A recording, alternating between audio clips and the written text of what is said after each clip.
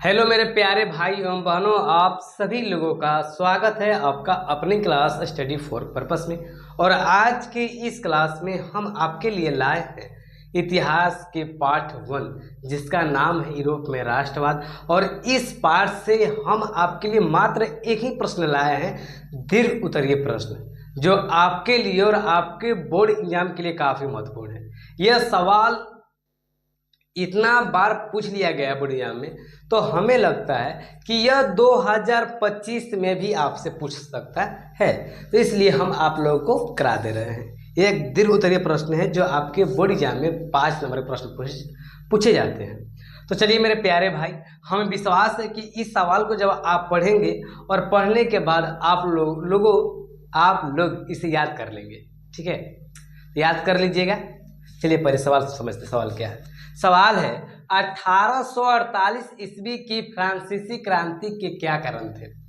सवाल क्या है जी, 1848 ईस्वी की फ्रांसीसी क्रांति के क्या कारण थे। तो सवाल हमसे यह बोल रहा है, हमसे यह पूछ रहे हैं कि 1848 ईस्वी जो क्रांति हुई थी वो किनकी कारण हुई थी।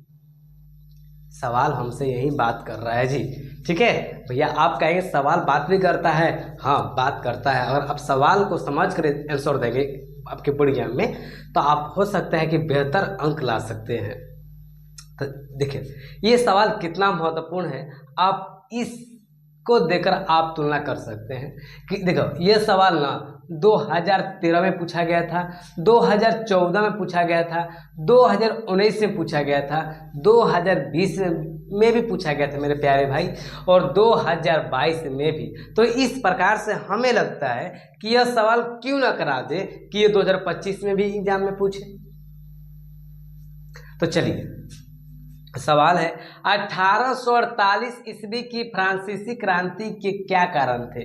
तो जब भी हम लोगों को उत्तर लिखना होता है ना, तो हम लोगों को ऐसे लिखना है ताकि जो कॉपी चेक कर रहे हैं उनको लगे नहीं ये जो बच्चा है यह अपने मन से लिखा हुआ है।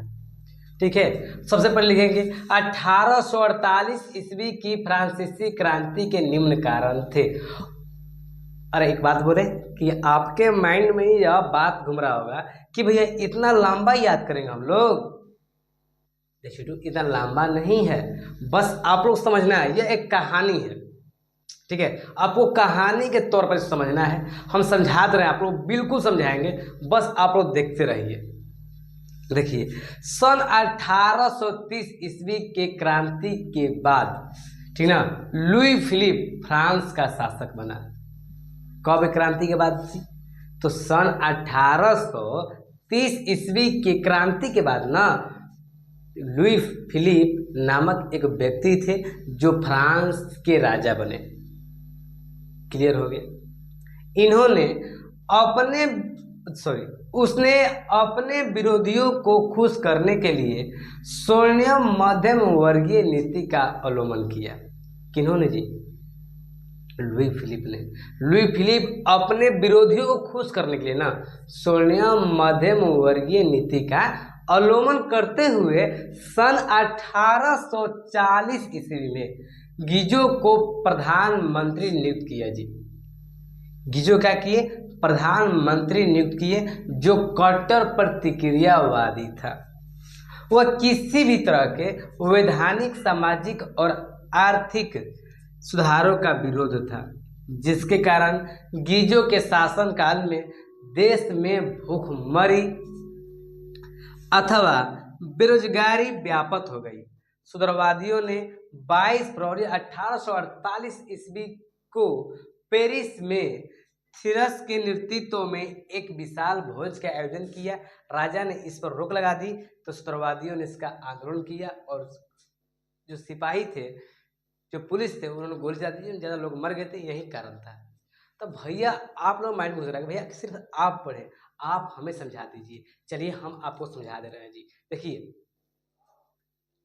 1830 ईस्वी की क्रांति के बाद लुई फिलिप फ्रांस का शासक बना। ठीक है, उसने ना अपने विरोधियों को खुश करने के लिए स्वर्णिम मध्यम वर्गीय नीति का अवलंबन करते हुए सन 1840 ईस्वी में ना गीजो नामक एक व्यक्ति को प्रधानमंत्री बना दिया। ठीक ना। गीजो एक कट्टर प्रतिक्रियावादी शासक था।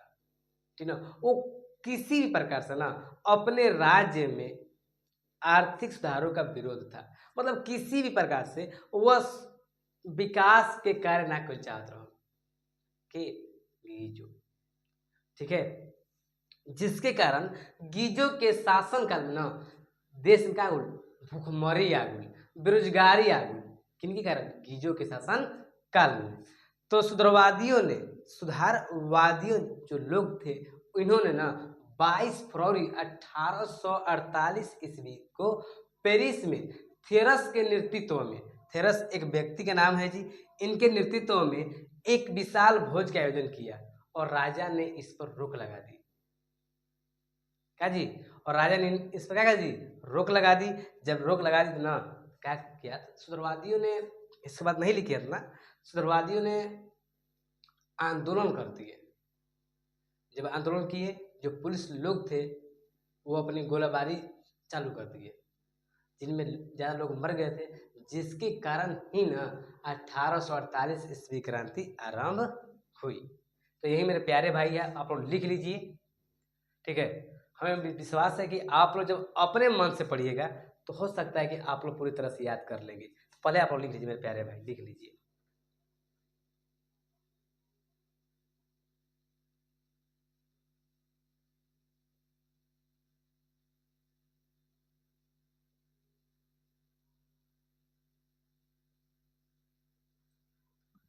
तो चलिए मेरे प्यारे भाई, हो सकता है कि आपको समझ में आया होगा। अगर आपको समझ में नहीं आया है तो आप जब आप अपने से पढ़िएगा ना और आप अपने को समझाइएगा तो बेहतर समझ में आ सकता है।